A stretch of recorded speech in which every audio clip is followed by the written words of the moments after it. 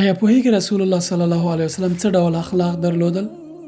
د هغه اخلاق زده کړه، په ننني ژوند کې تطبیق کړه، تر ټولو بهترین اخلاق به لري او ټول خلک به در سره مینه کوي.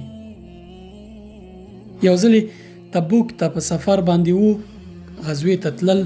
رسول الله صلی الله علیه وسلم سره 10,000 شاوخوا صحابه وو، ټول روانو.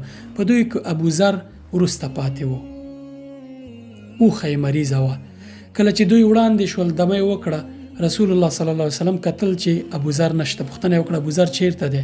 صحابه داسې ګمان کوو ځینو چې کیدای شي د جنگ نه شاته کیږي، د جګړې نه شاته کیږي او غواړي چې وروسته پاتې شي تر څو په وخت باندې ورسي جنگ کې ښکیل نه وي، یعنې یو ډول ځان شاته کړي.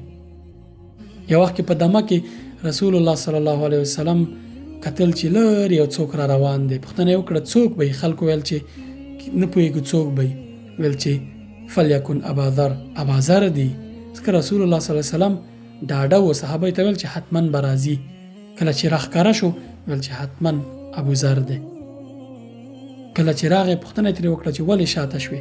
ویل اوښه مې مریضه وه، په لاره کې اوښه مې پرېښوده او پیاده رایې شومه.